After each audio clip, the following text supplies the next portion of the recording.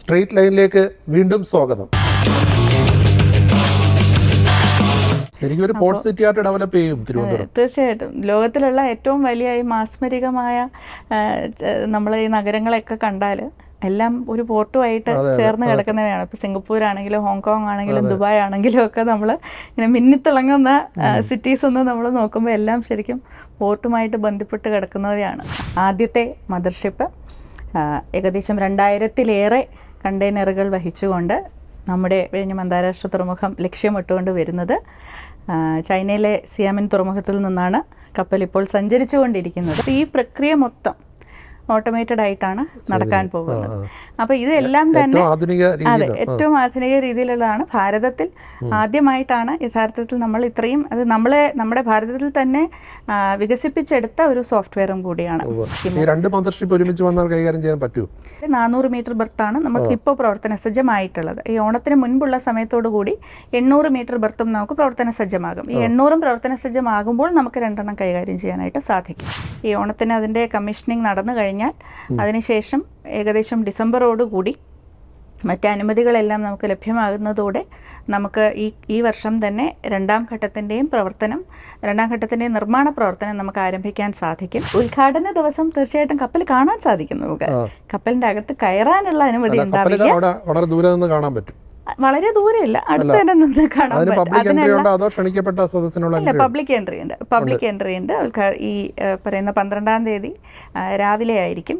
അവരുടെ വീട്ടിൽ നിന്ന് ഇങ്ങനെ നോക്കിയാൽ ഈ ക്രെയിൻ കാണാനായിട്ട് സാധിക്കും. അപ്പോൾ ഞങ്ങളുടെ മക്കളുടെ ഭാവി എന്ന് പറയുന്നത് ഞങ്ങളുടെ പോലെ അല്ലായിരിക്കും. കുറേ കൂടെ അവസരങ്ങൾ അവർക്ക് ഉണ്ടാകുമെന്നുള്ളത് ഞങ്ങൾക്ക് ഉറപ്പാണ്. വലിയ കപ്പൽ ഞാൻ ആദ്യമായിട്ട് കാണുന്നത് ഞാൻ കസ്റ്റംസ് സർവീസിൽ കയറി. അതെ, അപ്പോൾ ആ സമയത്താണ് ആദ്യമായിട്ട് ഈ പറയുന്ന കപ്പൽ കാണുന്നത്, തുറമുഖം കാണുന്നത്, കണ്ടെയ്നറുകൾ കാണുന്നത്, വെയർഹൗസിങ് കാണുന്നത്, ലോജിസ്റ്റിക്സ് കാണുന്നത്, കസ്റ്റംസ് ചാർജസ് എന്താണെന്ന് മനസ്സിലാക്കുന്നത്. പെൺകുട്ടികൾ പുറത്തുനിന്ന് കരഞ്ഞാൽ കുഴപ്പമില്ല, ആൺകുട്ടികൾ പുറത്ത് നിന്ന് ചിരിച്ചാൽ കുഴപ്പമില്ല. പക്ഷെ രണ്ടും അങ്ങോട്ടും ഇങ്ങോട്ടും സ്ഥലം മാറി എല്ലാവർക്കും കുഴപ്പമാണ്. അപ്പം അത് നമുക്ക് തിരിച്ചറിയാൻ സാധിക്കണം. അതാണ് ഞാൻ ഈ നമ്മുടെ ഉള്ളിലെ ഡ്രൈവ് എന്ന് എപ്പോഴും പറയുന്നത്. പെൺകുട്ടികൾ അല്ലെങ്കിൽ സ്ത്രീകളല്ലേ കുറെ കൂടെ സ്ട്രോങ് എന്താ പറയുന്ന മൈൻഡ്, ഒരു മനസ്സുള്ള ആൾക്കാർ. എന്നെ സ്വാധീനിച്ചിട്ടുള്ള വളരെ ഈ പറഞ്ഞ പോലെ ശക്തമായ കഥാപാത്രങ്ങൾ എന്ന് പറയുന്നത് മിക്കവാറും സ്ത്രീകൾ തന്നെയാണ്. വിഴിഞ്ഞത്തിൻ്റെ ജനങ്ങൾക്ക്, വിഴിഞ്ഞത്തിൻ്റെ സ്വന്തം കുടുംബങ്ങൾക്ക്. കാരണം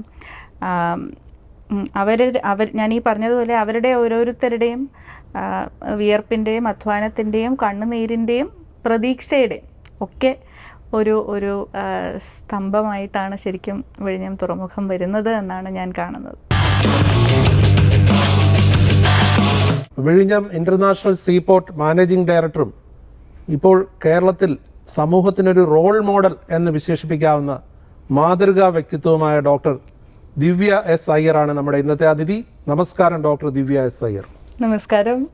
അപ്പോൾ ഒരുപാട് സന്തോഷം. അപ്പോൾ മദർഷിപ്പ് എത്തുകയാണ്. അതെ, എന്താണ് അതിന്റെ വിശേഷങ്ങൾ? വിഴിഞ്ഞം അന്താരാഷ്ട്ര തുറമുഖം ലോകത്തിനായി സമർപ്പിക്കാൻ നമ്മൾ തയ്യാറെടുത്തിരിക്കുകയാണ്. അപ്പോൾ ആ ഒരു ശുഭമുഹൂർത്തത്തിൽ ജൂലൈ 11-12 തീയതികളിലാണ് ആദ്യത്തെ മദർഷിപ്പ് ഏകദേശം 2000-ലേറെ കണ്ടെയ്നറുകൾ വഹിച്ചുകൊണ്ട് നമ്മുടെ വിഴിഞ്ഞം അന്താരാഷ്ട്ര തുറമുഖം ലക്ഷ്യമിട്ടുകൊണ്ട് വരുന്നത്. ചൈനയിലെ സിയാമിൻ തുറമുഖത്തിൽ നിന്നാണ് കപ്പൽ ഇപ്പോൾ സഞ്ചരിച്ചു കൊണ്ടിരിക്കുന്നത്. അതെ, മെഴ്സ്കിന്റെ മെഴ്സ്ക് ഇപ്പോൾ ലോകത്തിലെ ഏറ്റവും വലിയ ഷിപ്പിംഗ് ലൈനുകളിൽ ഒന്നാണ്. അവരുടെ ഒരു ചാർട്ടേഡ് ഷിപ്പാണിത്. സാൻ ഫെർണാണ്ടോ എന്നാണ് കപ്പലിൻ്റെ പേര്. അപ്പോൾ കപ്പലിൻ്റെ ചിത്രങ്ങളും ഒക്കെ ഇപ്പോൾ തന്നെ സമൂഹ മാധ്യമങ്ങളിൽ എത്തിയിട്ടുണ്ട്. അപ്പോൾ ഈ ചരക്ക് കൊണ്ടുവരുന്നത് 10-ാം തീയതി പാതിരാത്രി കഴിഞ്ഞാൽ എത്തും. അപ്പോൾ സാധാരണഗതിയിൽ കപ്പൽ എത്തുമ്പോൾ നമ്മുടെ തുറമുഖത്തിൻ്റെ ഒരു ഔട്ടർ ചാനൽ എന്നുള്ളത്, അതായത് ദൂരക്കടലിൽ ആഴക്കടലിൽ കപ്പൽ ഉണ്ടായിരിക്കും. അവിടെ വന്നതിന് ശേഷം നമ്മളുമായിട്ടുള്ള ആശയവിനിമയം, കമ്മ്യൂണിക്കേഷൻ സിസ്റ്റം ആക്റ്റീവ് ആകും. അപ്പോൾ അത് നടന്നതിന് ശേഷം നമ്മുടെ തുറമുഖത്തിൽ നിന്നും ഒരു പൈലറ്റ് വെസൽ ഈ പറയുന്ന ഔട്ടർ ചാനലിൽ പോയി ഈ കപ്പലിനെ അകമ്പടി സേവിച്ചുകൊണ്ട് നമ്മുടെ തുറമുഖത്തിലേക്ക് ആനയിച്ചു കൊണ്ടുവരികയാണ് ചെയ്യാറുള്ളത്. അത് എല്ലാ കപ്പലിനും അങ്ങനെ തന്നെ ആയിരിക്കും. അത് 11-ാം തീയതി. അത് 11-ാം തീയതി ആയിരിക്കും. അതെ, ഉദ്ഘാടനമാണ് 12-ാം തീയതി. അതെ അതെ അതെ. അന്നേരം ഈ മെർസക്കിന്റെ അകത്ത് ഈ കണ്ടെയ്നേഴ്സ് 2000 തിരുവനന്തപുരത്താണ് ഇറക്കാൻ പോകുന്നത്. അതെ അതെ, 2000-ലേറെ കണ്ടെയ്നറുകൾ നമ്മുടെ വിഴിഞ്ഞം തുറമുഖത്ത് തന്നെയായിരിക്കും ഇറക്കുക. ഈ സാമാന്യ ജനങ്ങൾക്ക് വേണ്ടി ചോദിക്കുകയാണ്, ഈ എന്താണ് മദർഷിപ്പ്? അപ്പോൾ കപ്പലുകൾ എന്ന് പറയുന്നത് നമുക്കിപ്പോൾ മാരിടൈം ട്രേഡിൽ, അതായത് കടൽ മാർഗേനയുള്ള നമ്മുടെ ഒരു വാണിജ്യ മേഖല എടുത്ത് നോക്കിയാൽ അതിൽ ഒരു പക്ഷേ സമാനമായിട്ടുള്ള ഒരു ഉപമ വെച്ച് പറയണമെന്നുണ്ടെങ്കിൽ നമ്മൾ ഹോൾസെയിലും റീറ്റെയിലും എന്ന് പറയുന്നത് പോലെ വേണമെങ്കിൽ നമുക്ക് അതിനെ വ്യാഖ്യാനിക്കാൻ സാധിക്കും. അപ്പോൾ മദർഷിപ്പ് എന്ന് പറയുന്നത് ഒരു ഹോൾസെയിൽ കട പോലെ ചിന്തിക്കുക. ബാക്കി ഫീഡർ വെസൽസ് എന്ന് പറയുന്ന ചെറിയ കപ്പലുകൾ ഒരു റീറ്റെയിൽ കട പോലെ ചിന്തിക്കുക. അപ്പോൾ ഒരു രാജ്യത്തിൽ നിന്നും മറ്റൊരു രാജ്യത്തിലേക്ക്, ഇപ്പോൾ ചൈനയിൽ ഉള്ള ഒരു മാനുഫാക്ചറിങ് യൂണിറ്റിൽ നിന്നും അവിടെ നിന്നും ഉള്ള സാധന സാമഗ്രികൾ ഒരു പക്ഷേ യൂറോപ്പിലേക്കാണ് കൊണ്ടുപോകുന്നതെന്നിരിക്കുക. അപ്പോൾ ആ ഒരു സാഹചര്യത്തിൽ ഇപ്പോൾ ചൈനയിൽ നിന്നും ഈ പറയുന്ന മദർഷിപ്പ് അനേകം രാജ്യങ്ങൾക്ക് കൊണ്ടുപോകാനുള്ള അനേകം സാമഗ്രികൾ എടുത്തുകൊണ്ട് പല പല രാജ്യങ്ങളിൽ അതുകൊണ്ട് കൊടുത്തിട്ട് പോകുന്ന ഒരു സാഹചര്യം ഉണ്ടായിരിക്കാം. അപ്പോൾ അങ്ങനെയുള്ളപ്പോൾ ഇപ്പോൾ വരുന്ന നമ്മുടെ മദർഷിപ്പ് എന്ന് പറയുന്നത് കുറേയേറെ കണ്ടെയ്നറുകൾ നമ്മുടെ ഭാരതത്തിൽ ഒരുപക്ഷെ കൊടുക്കാനുള്ള, അല്ലെങ്കിൽ ഭാരതത്തിൻ്റെ അടുത്തുള്ള മറ്റ് രാജ്യങ്ങളിൽ കൊടുക്കാനുള്ള സാമഗ്രികളായിരിക്കും, ചരക്കായിരിക്കും എടുത്തുകൊണ്ട് വരുന്നത്. അപ്പോൾ ഈ വലിയ മദർഷിപ്പിൽ ഇത് എടുത്തുകൊണ്ട് വന്ന് നമ്മുടെ തുറമുഖത്തിൽ ഇതെല്ലാം ഇറക്കി വെച്ചതിന് ശേഷം അതാത് സംസ്ഥാനങ്ങളിൽ നിന്നും അല്ലെങ്കിൽ അതാത് രാജ്യങ്ങളിൽ നിന്നുള്ള ചെറിയ കപ്പലുകൾ വന്ന് അവരവർക്ക് വേണ്ടുന്ന ചരക്ക് മാത്രം ഇവിടെ നിന്ന് തിരിച്ച് കയറ്റിക്കൊണ്ട് അത് പോകും. അപ്പോൾ ഒരു പോർട്ട് ഓഫ് ഒറിജിൻ ഉണ്ട്, ഒരു പോർട്ട് ഓഫ് ഡെസ്റ്റിനേഷൻ ഉണ്ട്, അതിൻ്റെ ഇടയിലുള്ള ഒരു പോർട്ട് ഓഫ് ട്രാൻസ്ഷിപ്മെൻറ്റും ഉണ്ടായിരിക്കും. അങ്ങനെ ഈ ചരക്കുകൾ ഈ 3 തുറമുഖങ്ങളിലൂടെയാണ് എത്തേണ്ടിടത്ത് എത്തിച്ചേരുന്നത്. ഇതൊരു ട്രയൽ റൺ എന്ന് വിശേഷിപ്പിക്കുന്നത് ആദ്യത്തെ ഇതെന്നുള്ള നിലയിലാണോ? അതെ, ട്രയൽ റൺ എന്ന് നമ്മൾ പറയാൻ കാരണം, ഒന്ന് നമ്മുടെ ഇപ്പോൾ 1-ാം ഘട്ട നിർമ്മാണത്തിൻ്റെ ഒരു അന്തിമ ഘട്ടത്തിലാണ് നമ്മൾ നിൽക്കുന്നത്. അപ്പോൾ ഈ നിർമ്മാണ പ്രവൃത്തി, ഇതിൻ്റെ കോർ ഓപ്പറേഷൻസ് ഏരിയ എന്ന് പറയുന്നതിൻ്റെ പൂർണ്ണമായും നമ്മൾ ചെയ്തു കഴിഞ്ഞിരിക്കുകയാണ്. അതായത് പുലിമുട്ട്, ഇപ്പോൾ 2960 മീറ്ററിൻ്റെ പുലിമുട്ട് നിർമ്മാണം നമ്മൾ പൂർത്തീകരിച്ചിട്ടുണ്ട്. ഒപ്പം തന്നെ ഈ കണ്ടെയ്നർ ബെർത്ത് എന്ന് പറയുന്നത്, ഈ കണ്ടെയ്നർ ബെർത്തിലാണ് നമ്മുടെ കപ്പൽ വന്ന് അതിനോട് തൊട്ടാണ് നങ്കുരമിട്ട് നിൽക്കുന്നത്. അപ്പോൾ അത് 800 മീറ്ററിൻ്റെ കണ്ടെയ്നർ ബെർത്ത് നമ്മൾ നിർമ്മിച്ചു കഴിഞ്ഞിട്ടുണ്ട്. അതിൽ 400 മീറ്റർ ഇപ്പോൾ പ്രവർത്തന ആയിട്ടുണ്ട് നമുക്ക്. അപ്പോൾ ഇതിനോട് ചേർന്ന് അനുബന്ധമായിട്ടുള്ള യന്ത്രങ്ങൾ നമുക്കുണ്ട്, ക്രെയിനുകളുണ്ട്. ഇപ്പോൾ 31 ക്രെയിനുകൾ നമുക്ക് നമ്മുടെ തുറമുഖത്തിൽ വന്നു കഴിഞ്ഞു. ഈ ക്രെയിനുകളും ഈ പറയുന്ന സാമഗ്രികളെല്ലാം തന്നെ, ഈ യന്ത്രങ്ങളെല്ലാം തന്നെ പ്രവർത്തിപ്പിക്കുവാൻ വേണ്ടിയിട്ടുള്ള സോഫ്റ്റ്വെയർ സിസ്റ്റംസ് ഉണ്ട്, അതിൻ്റെ അൽഗോരിതംസ് ഉണ്ട്. ഇതെല്ലാം നിയന്ത്രിക്കുവാനുള്ള കൺട്രോൾ റൂമുകളുണ്ട്. അപ്പോൾ ഈ പറയുന്ന പ്രക്രിയയെല്ലാം വളരെ സുഗമമായും വളരെയധികം കൃത്യതയോടുകൂടിയും ചെയ്യേണ്ടുന്ന കാര്യങ്ങളാണ്. അപ്പോൾ ഈ യന്ത്രങ്ങളെല്ലാം തന്നെ അവയുടെ കാലിബ്രേഷൻ ആകട്ടെ, ഇപ്പോൾ എത്ര വേഗത്തിലാണ് ഒരു ക്രെയിൻ വന്ന് ഈ കപ്പലിൽ നിന്നും ഈ ക്രെയിൻ ഈ ചരക്ക് പൊക്കിയെടുക്കുന്നത്, അല്ലെങ്കിൽ ഈ കണ്ടെയ്നർ പൊക്കിയെടുക്കുന്നത്, അത് എത്ര ഉയരത്തിലേക്കാണ് കൊണ്ടുപോകേണ്ടത്, തിരിച്ച് അപ്പോൾ ഈ പ്രക്രിയ ഞാനൊന്ന് സൂചിപ്പിക്കുകയാണെങ്കിൽ, ഞാൻ ഈ പറഞ്ഞതുപോലെ നമ്മുടെ കപ്പലിനെ അകമ്പടി സേവിച്ചുകൊണ്ട് ചരക്ക് കപ്പൽ വരുന്നു, നങ്കുരമിടുന്നു.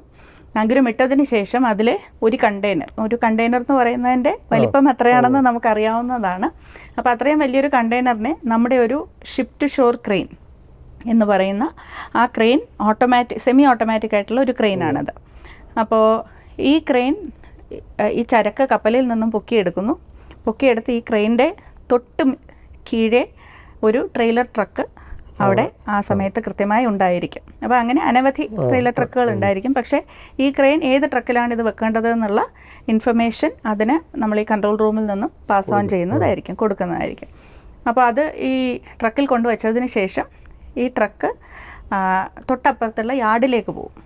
യാർഡിലേക്ക് പോയതിന് ശേഷം അവിടെ മറ്റൊരു ചെറിയ ക്രെയിൻ ഉണ്ടായിരിക്കും, ഒരു ഷോർ ടു ഷോർ ക്രെയിൻ എന്ന് പറയും. അപ്പോൾ അത് ഫുള്ളി ഓട്ടോമാറ്റിക്കാണ് ആ ക്രെയിൻ. അപ്പോൾ ഈ ട്രക്ക് അങ്ങോട്ട് പോകുമ്പോഴത്തേക്കും ആ ക്രെയിൻ ഈ കണ്ടെയ്നർ എടുത്തുകൊണ്ട് ഈ പറയുന്ന കണ്ടെയ്നർ നമ്പറിന് ഏത് സ്ലോട്ടിലാണ് നമ്മുടെ യാർഡിൽ വെക്കേണ്ടത് എന്നുള്ളതും ഒരു അൽഗോരിതം വെച്ച് നമ്മൾ ചെയ്തു വെച്ചിട്ടുണ്ട്. ഇപ്പോൾ A6 ആണ് അല്ലെങ്കിൽ B27 ആണ് എന്നൊക്കെ ഉള്ളത് ഈ പറയുന്ന ക്രെയിനും അറിയാം, ഈ ട്രക്ക് ഓടിക്കുന്ന വ്യക്തിക്കും അറിയാം. അപ്പോൾ കൃത്യമായിട്ട് ആ സ്ലോട്ടിൽ കൊണ്ട് ഈ കണ്ടെയ്നർ ഇറക്കി വെക്കുന്നു. അപ്പോൾ ഈ പ്രക്രിയ മൊത്തം ഓട്ടോമേറ്റഡ് ആയിട്ടാണ് നടക്കാൻ പോകുന്നത്. അപ്പോൾ ഇതെല്ലാം തന്നെ അതെ ഏറ്റവും ആധുനിക രീതിയിലുള്ളതാണ്. ഭാരതത്തിൽ ആദ്യമായിട്ടാണ് യഥാർത്ഥത്തിൽ നമ്മൾ ഇത്രയും അത് നമ്മുടെ ഭാരതത്തിൽ തന്നെ വികസിപ്പിച്ചെടുത്ത ഒരു സോഫ്റ്റ്വെയറും കൂടിയാണ്. ഈ സാൻ ഫെർണാണ്ടോ വന്നു കഴിഞ്ഞാൽ എത്ര നേരം ഇവിടെ ഉണ്ടാവും? സാൻ ഫെർണാണ്ടോ വന്നു കഴിയുമ്പോൾ ഏകദേശം ഒരു 30 മണിക്കൂർ.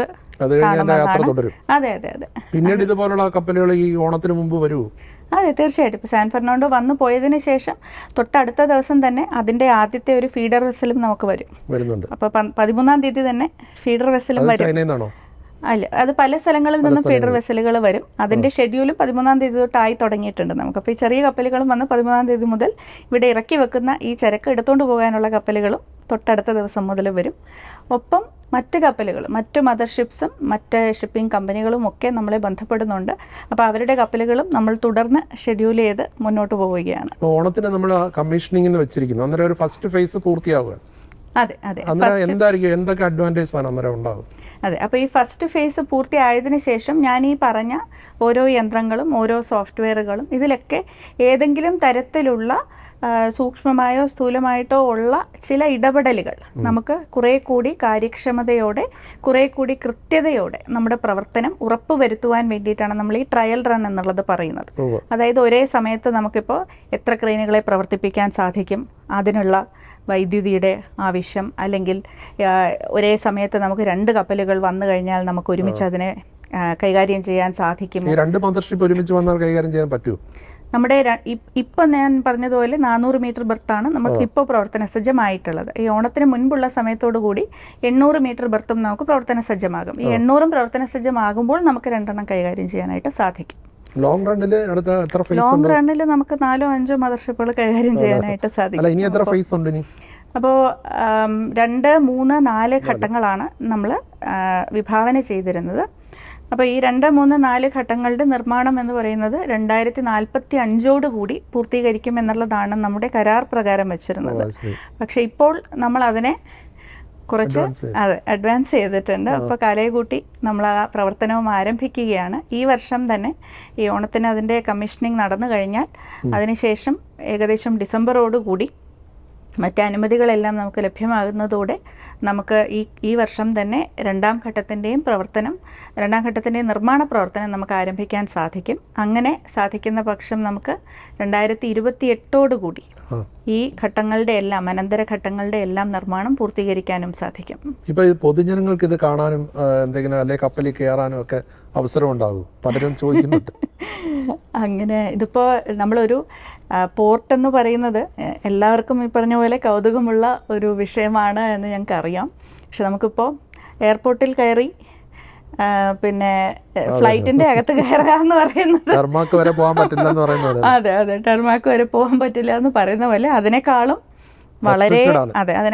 വളരെയധികം പരിമിതികൾ ഉള്ള സുരക്ഷിതത്വം ഉറപ്പുവരുത്തേണ്ടുന്ന ഒരു മേഖലയാണ് എന്നുള്ളതും, ഒപ്പം ഈ പറഞ്ഞതുപോലെ ഇതെല്ലാം വളരെയധികം ഭീമമായിട്ടുള്ള ഭാരമുള്ള വസ്തുക്കളാണ് ഇതെല്ലാം. അപ്പോൾ അതൊരു സുരക്ഷാ ക്രമീകരണത്തിൻ്റെ ഭാഗമായും ആ ഒരു പ്രദേശത്തൊന്നും തന്നെ നമ്മളെ പരമാവധി മനുഷ്യരുടെ തന്നെ ഒരു സാന്നിധ്യം കുറയ്ക്കാനാണ് ശ്രമിക്കുന്നത്. നമ്മൾ ഇത്രയും ഓട്ടോമേറ്റഡ് ആയിട്ടുള്ള യന്ത്രങ്ങൾ കൊണ്ടുവരുന്നതിന് ഒരു കാരണവും ശരിക്കും അതാണ്.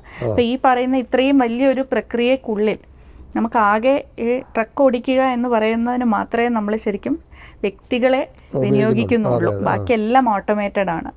അപ്പോൾ അത്രയധികം നമ്മൾ ഈ പറയുന്ന പോലെ സുരക്ഷിതത്വത്തിന് പ്രാധാന്യം നൽകിക്കൊണ്ടാണ് ഇത് ചെയ്യുന്നത്. ഉദ്ഘാടന ദിവസം തീർച്ചയായിട്ടും കപ്പൽ കാണാൻ സാധിക്കും. നമുക്ക് കപ്പലിന്റെ അകത്ത് കയറാനുള്ള അനുമതി ഉണ്ടാവില്ല, വളരെ ദൂരമില്ല, അടുത്ത് തന്നെ നിന്ന് കാണാൻ പറ്റും.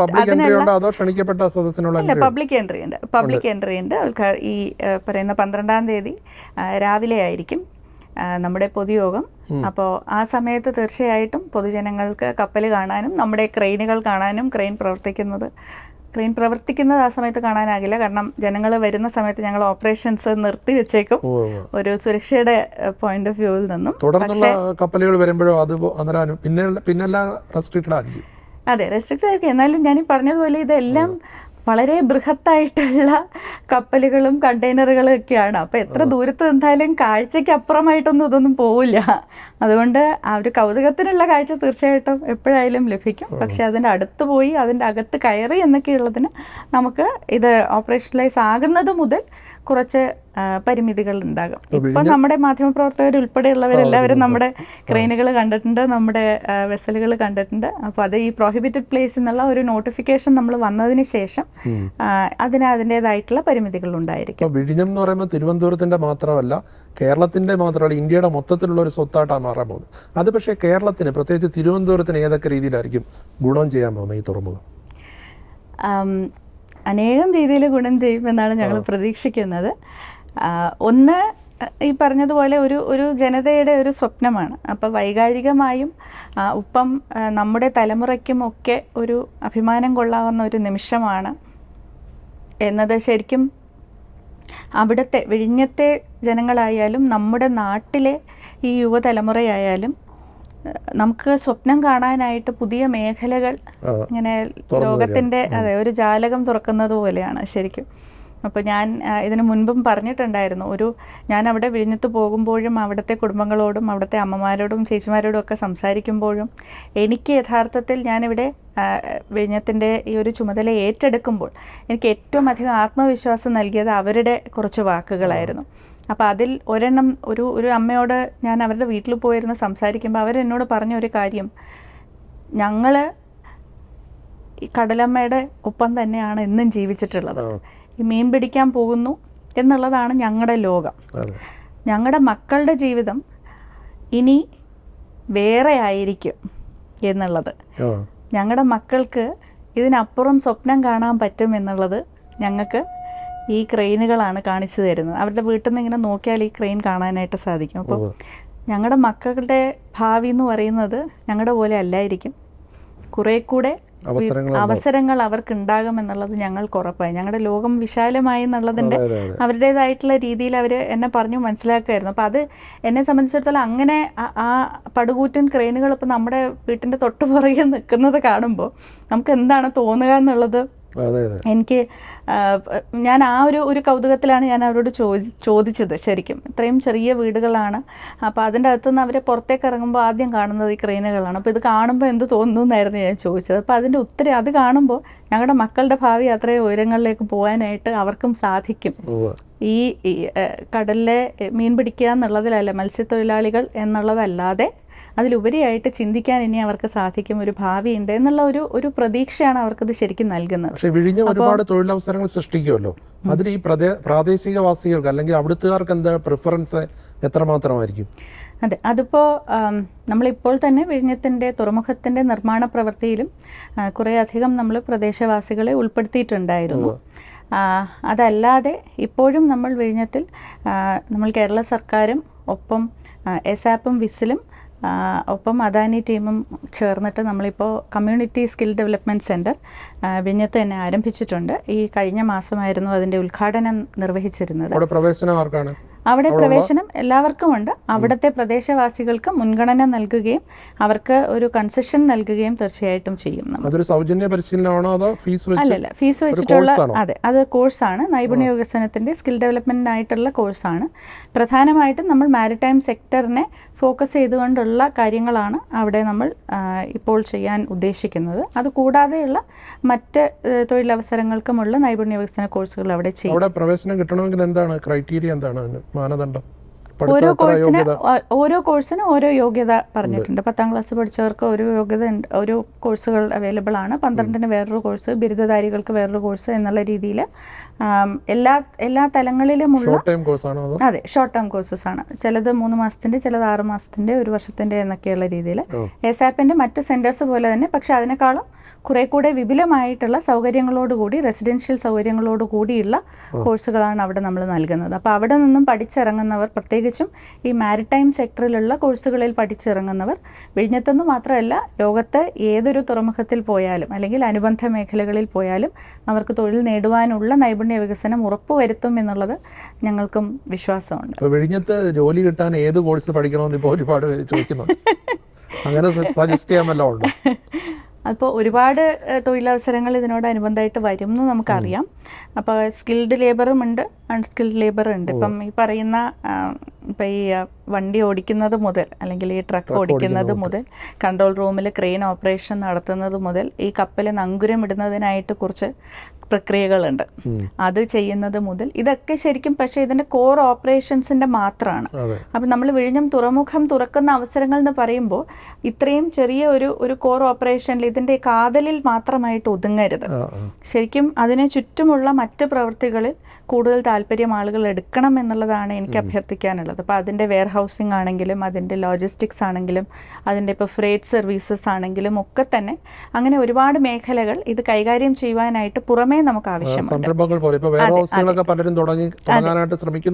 അതെ, ശ്രമിക്കുന്നുണ്ട്. തീർച്ചയായിട്ടും തീർച്ചയായിട്ടും ലോജിസ്റ്റിക്സും ഇതൊരു വിശാലമായ ലോകമാണല്ലോ അല്ലേ? അതെ അതെ, ഏത് രീതിയിൽ പഠിച്ചാലും പല പല ഓപ്പർച്യൂണിറ്റീസ്.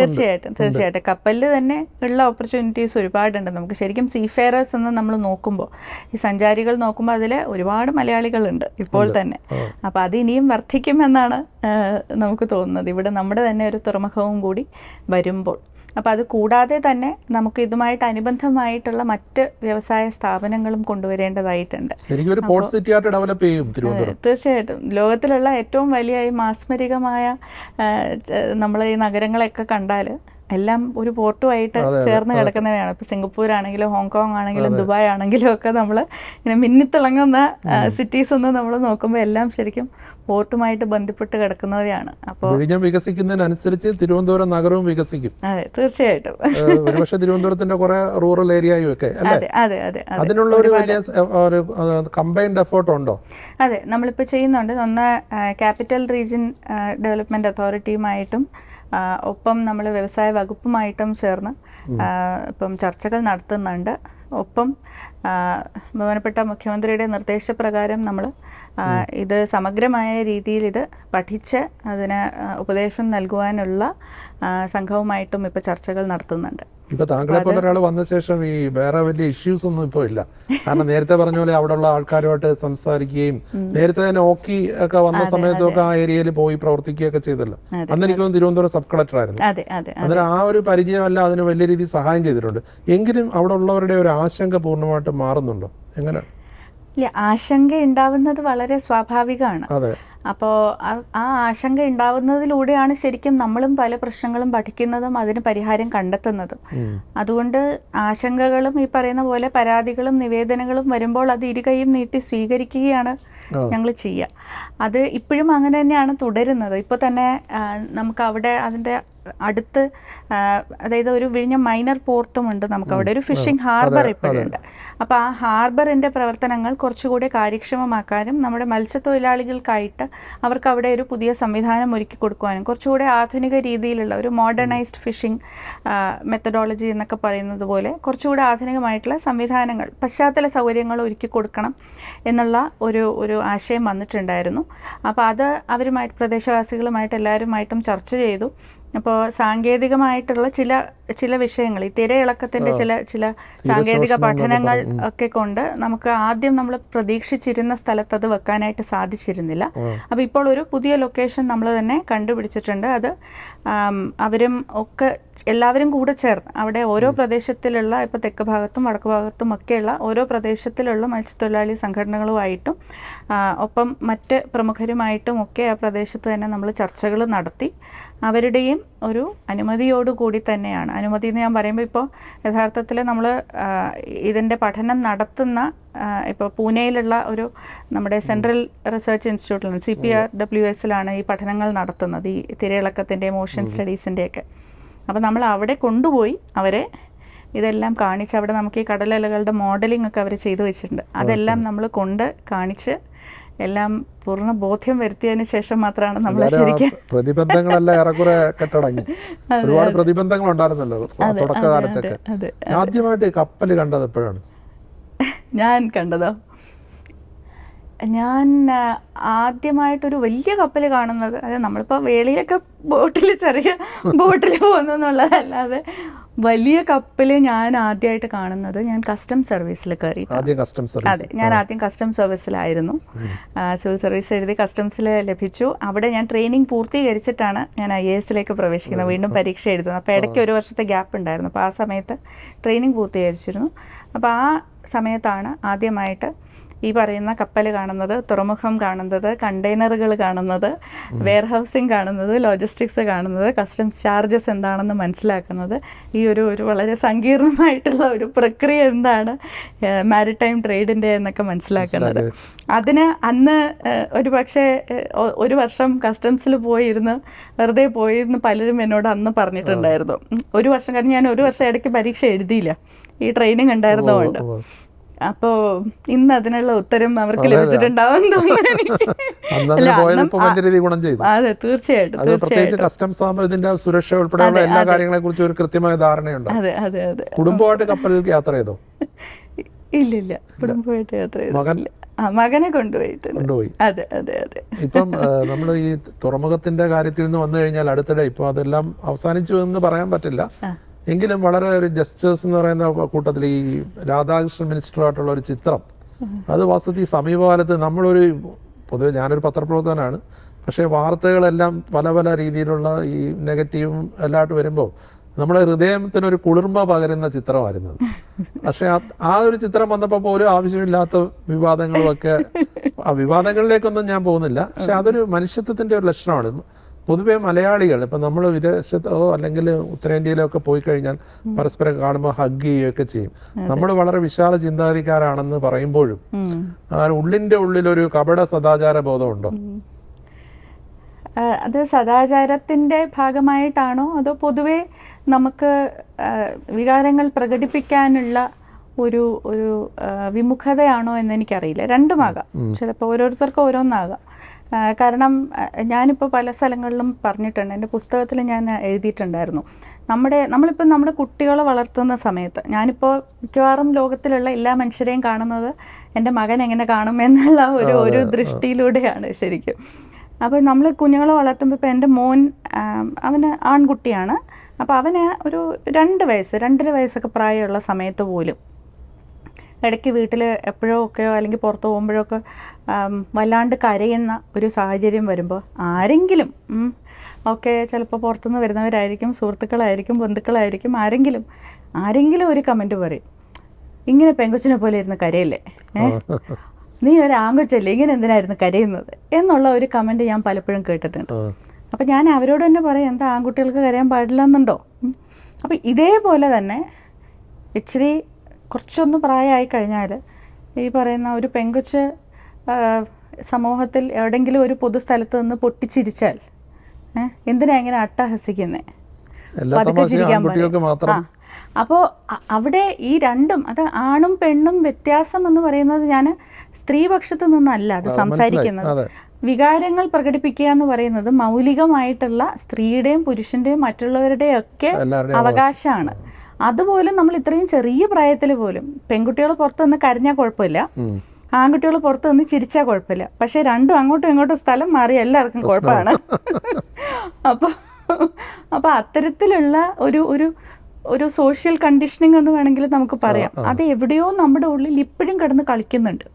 എത്ര ഈ പറയുന്ന പോലെ അത് ഒരു പ്രത്യേക തരത്തിലോ ഒരു പ്രത്യേക തലത്തിലോ ഉള്ള വ്യക്തികൾക്കൊന്നും മാത്രമല്ല, എവിടെയോ നമ്മുടെ സമൂഹത്തിൽ ഇങ്ങനെ അന്തരീക്ഷത്തിൽ പറന്ന് നടക്കുന്നുണ്ട് ഇപ്പോഴും ആ കാര്യങ്ങളൊക്കെ. അപ്പം അതിൻ്റെ ഒരു ഭാഗമായിട്ട് തന്നെ ആയിരിക്കാം ഒരു പക്ഷേ പരസ്പരം നമുക്ക് വികാരങ്ങൾ പ്രകടിപ്പിക്കാനുള്ളൊരു വിമുഖത ഉണ്ടാവുന്നതും എന്നാണ് എനിക്ക് തോന്നിയിട്ടുള്ളത്. അതിന്റെ ഒരു ബഹിർസ്ഫുരണമാണ് ഇപ്പോൾ ഇങ്ങനെയുള്ള പല വ്യത്യസ്ത വിധത്തിലുള്ള വ്യാഖ്യാനം. അതെ അതെ അതെ, ഒരു വിഷയം ഏതെല്ലാം രീതി വ്യാഖ്യാനം. ഞാൻ അത് കണ്ടപ്പോൾ രാഷ്ട്രമോനാണ് ഓർത്തത്. ശരിക്കും രാഷ്ട്രമോൻ ഇഫക്റ്റാണ് ഞാൻ ഓർത്തത്. എങ്ങനെ പല ദിക്കിൽ നിന്നും എന്തൊക്കെ. ഈ വാസ്തവത്തിൽ ഇപ്പം ദിവ്യ വളർന്നതെന്ന് പറഞ്ഞു കഴിഞ്ഞാൽ കലാലോകത്തും ഒരേ സമയം പഠനത്തിലും എല്ലാം വളരെ വിശാലമായൊരു ലോകം ഒപ്പം ഉണ്ടായിരുന്നു. പക്ഷെ അതൊക്കെ കിട്ടാത്ത ഒരുപാട് പെൺകുട്ടികളില്ലേ, അവരെ കുറിച്ചൊക്കെ എന്താ പറയാനുള്ളത്? അത് മാറി വരുന്നുണ്ടോ, എങ്ങനെയാണ്? നമ്മുടെ ലോകം നമ്മൾ സൃഷ്ടിക്കുന്നതാണ് പലപ്പോഴും എന്നാണ് ഞാൻ ചിന്തിച്ചിട്ടുള്ളത്. തീർച്ചയായിട്ടും കുടുംബത്തിനോടും മാതാപിതാക്കളോടും ഒക്കെ ഒരുപാട് നന്ദിയുണ്ട്. അതിലുപരി അധ്യാപകരോടും ഒരുപാട് നന്ദിയുണ്ട്. ഇത്രയും വലിയൊരു ലോകം നമ്മളെ കാത്തിരിക്കുകയാണ് എന്ന് കാണിച്ചു തന്നതിന്.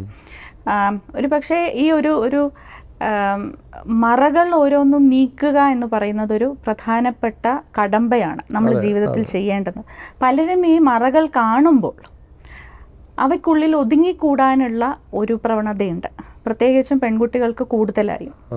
ആ മറകൾ നീക്കി മാറാലകൾ നീക്കി മുന്നോട്ട് പോവുക എന്ന് പറയുന്നതിന് നമ്മൾ കുറച്ച് ഒന്ന് സ്വയം അതിന് താല്പര്യമെടുത്താലേ സാധിക്കൂ എന്നുള്ളതാണ്. പക്ഷേ അതിന് ചിലപ്പോൾ പ്രേരണകൾ നമുക്ക് വേണ്ടി വരും. ഞാൻ ഒരുപക്ഷെ ചെറിയ പ്രായത്തിൽ നമ്മൾ കടന്നു പോകുന്ന അനുഭവങ്ങളെല്ലാം ഒരു പ്രായത്തിന് ശേഷം അതൊക്കെ വളരെ വലിയ കാര്യങ്ങളായിട്ട് എനിക്ക് തോന്നിയിട്ടുണ്ട്. എന്തുമാത്രം അവ എന്നെ സ്വാധീനിച്ചിട്ടുണ്ടെന്ന്. ഇപ്പോൾ ഈ പറഞ്ഞതുപോലെ ഒരു തസ്തികയിലിരിക്കുന്ന ആൾ ഒരു കാര്യം ചെയ്യാൻ പാടില്ല എന്നുള്ളത് ഒരു മറയാണ്, ഒരു ബന്ധനമാണ് അവിടെ.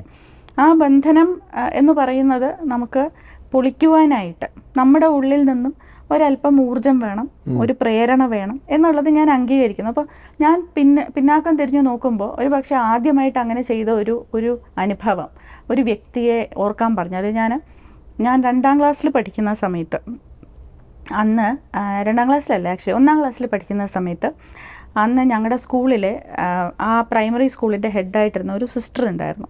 സിസ്റ്റർ റൂത്ത് എന്നായിരുന്നു സിസ്റ്ററിൻ്റെ പേര്. അപ്പോൾ സിസ്റ്റർ എന്ന് പറഞ്ഞാൽ ഭയങ്കര കർശനക്കാരിയായിട്ട് നിൽക്കുന്ന ഒരു സിസ്റ്ററാണ്. അപ്പോൾ എല്ലാവരും സിസ്റ്ററിനെ ഇങ്ങനെ പേടിച്ച് നിൽക്കുന്ന ഒരു സമയമാണ്.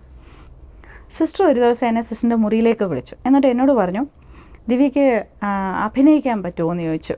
അന്ന് വീരൻ സ്മാരക കലോത്സവത്തിലെന്തോ മോണോ ആക്ടിനും കഥാപ്രസംഗത്തിനും ഒക്കെ ഒരു കുട്ടീനെ വിടണം, 2ാം ക്ലാസ്സിൽ നിന്നോ 1ാം ക്ലാസ്സിൽ നിന്നോ ഒക്കെ. അപ്പോൾ അവരിങ്ങനെ ആളെ തേടിക്കൊണ്ടിരിക്കുകയാണ്. സിസ്റ്ററിനെ എങ്ങനെയോ എനിക്ക് അഭിനയിക്കാൻ സാധിക്കുന്നുള്ള ഒരു ഇൻറ്റ്യൂഷൻ പോലെ എന്നൊക്കെ വേണമെങ്കിൽ പറയാം. അതുവരെ ഞാൻ അഭിനയത്തിൻ്റെ സൈഡിൽ കൂടെ പോയിട്ടില്ല. അപ്പോൾ സിസ്റ്റർ ഇങ്ങനെ എന്നെ വിളിച്ചിട്ട് ഞാൻ പറഞ്ഞു, എനിക്കറിയത്തില്ലേ അഭിനയം എന്ന് വെച്ചാൽ നമ്മൾ സിനിമയിലൊക്കെ കണ്ടിട്ടുണ്ടെന്നുള്ള അല്ലാതെ വേറെ പ്രത്യേകിച്ചൊരു എക്സ്പോഷർ ഇല്ല ആ സമയത്ത്. അപ്പോൾ എന്നിട്ട് സിസ്റ്റർ പറഞ്ഞു, പിന്നെ അടുത്ത ദിവസം ഒന്നുകൂടെ വരാൻ പറഞ്ഞു. ഞാൻ വേണമെങ്കിൽ ചെയ്യാമെന്ന് പറഞ്ഞു, പഠിപ്പിച്ചു തന്നാൽ ചെയ്യാമെന്ന് പറഞ്ഞു. അടുത്ത ദിവസം വരാൻ പറഞ്ഞു. എന്നിട്ട് അന്ന് സിസ്റ്റർ സ്വയം എനിക്ക് ആദ്യം ഒരു മോണോ ആക്ട് പഠിപ്പിച്ചു.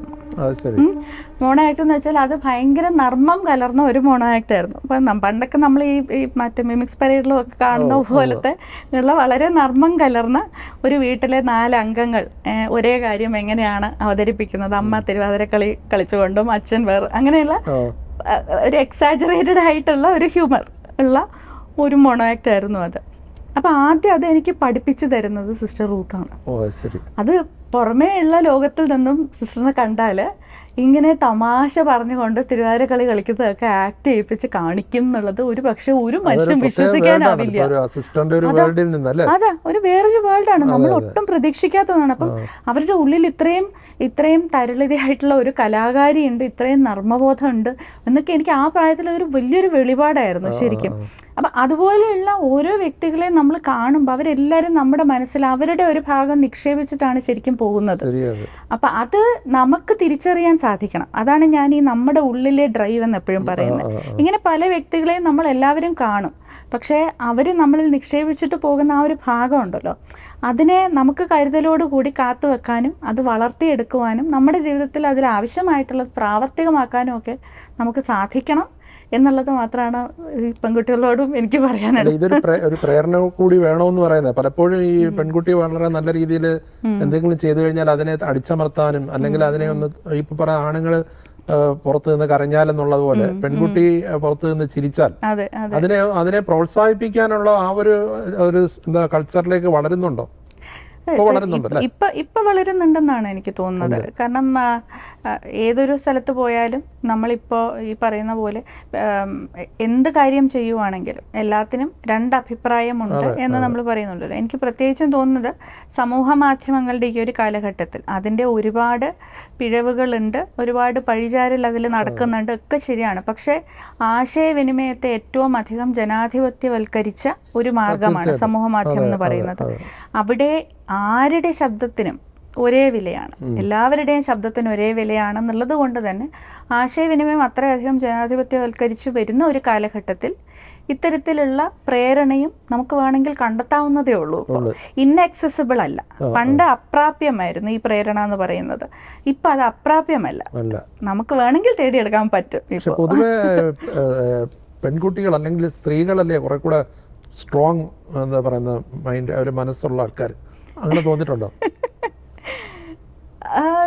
എന്നെ സ്വാധീനിച്ചിട്ടുള്ള വളരെ ഈ പറഞ്ഞ പോലെ ശക്തമായ കഥാപാത്രങ്ങൾ എന്ന് പറയുന്നത് മിക്കവാറും സ്ത്രീകൾ തന്നെയാണ്. അതൊരു പക്ഷേ ഞാനൊരു സ്ത്രീ ആയതുകൊണ്ട് എനിക്ക് അവരുമായിട്ട് കൂടുതൽ എന്താ പറയുക, അവരെ തിരിച്ചറിയാൻ സാധിക്കുന്നത് കൊണ്ടായിരിക്കാം. പക്ഷെ അങ്ങനെ ജനറിക്കലി പൊതുവായിട്ടുള്ള ഒരു ഉപസംഹാരത്തിലേക്ക് ഞാൻ വരില്ല. രണ്ടും ഓരോ വ്യക്തിത്വത്തിനനുസരിച്ചിരിക്കും എന്നാണ് എൻ്റെ അനുഭവത്തിൽ നിന്നും എനിക്ക് മനസ്സിലായിട്ടുള്ളത്. സിവിൽ സർവീസിലേക്ക് വരുമ്പോൾ അവിടെ ഒരുപാട് പുരുഷ മേധാവിത്വമുള്ള മേഖല കൂടിയാണല്ലോ, അത് ഫീൽ ചെയ്തിട്ടുണ്ടോ എപ്പോഴെങ്കിലും? ഇല്ല, സിവിൽ സർവീസിൽ സത്യം പറഞ്ഞാൽ അങ്ങനെ ഒരു പുരുഷ മേധാവിത്വം ഉണ്ടോ എന്ന് ചോദിച്ചാൽ മേധാവിത്വം ഒരു പരിധി വരെ ഉണ്ട്. അത് ഒരു എന്താ പറയുക, it's a matter of sheer numbers also, right? അപ്പം നമ്മൾ എത്ര സ്ത്രീകളാണുള്ളത്, എത്ര പുരുഷന്മാരാണുള്ളതെന്ന് വെച്ച് തന്നെ ശരിക്കും വേണമെങ്കിൽ നമുക്ക് മേധാവിത്വത്തെ നിർവചിക്കാവുന്നതാണ്. പക്ഷേ ആ ഒരു സംഖ്യാബലം അല്ലാതെ വിവേചനം ഉണ്ടോ എന്ന് ചോദിച്ചാൽ വിവേചനം ഇല്ല എന്ന് ഞാൻ പറയും. അപ്പോൾ മേധാവിത്വം ഉണ്ടോ ഇല്ലയോ എന്നുള്ളതിനേക്കാളും വിവേചനം ഞാൻ അനുഭവിക്കുന്നുണ്ടോ ഇല്ലയോ എന്നുള്ളതാണ് കുറച്ചുകൂടെ പ്രധാനപ്പെട്ട ഘടകം എന്ന് എനിക്ക് തോന്നുന്നു. അപ്പോൾ അങ്ങനെ ഒരു വിവേചനം സിവിൽ സർവീസിൽ തീർച്ചയായിട്ടും എനിക്ക് അനുഭവപ്പെട്ടിട്ടില്ല. എനിക്ക് തോന്നുന്നു ദിവ്യ അതൊന്നും കാര്യമാക്കാറില്ലെന്ന്. കാരണം ടെസ്സി തോമസ് ഒരുവാണ് ഇവിടെ വന്നപ്പോൾ പറഞ്ഞു, അവർ DRDOയിലെ മേധാവിയൊക്കെ ആയല്ലോ, അന്നേരം പുരുഷന്മാരായ സയന്റിസ്റ്റ് അവർ പറഞ്ഞു ഇതിപ്പോൾ എല്ലായിടത്തും ഇതുപോലുള്ള പദവികൾ വരുമ്പോൾ മറ്റു പല കാര്യങ്ങളും ഉണ്ടാകും, പക്ഷെ നമ്മൾ നമ്മുടെ ജോലിയിൽ മുഴുകി മുന്നോട്ട് പോയി കഴിഞ്ഞാൽ അതൊന്നും കാര്യമാവില്ല, അല്ലേ?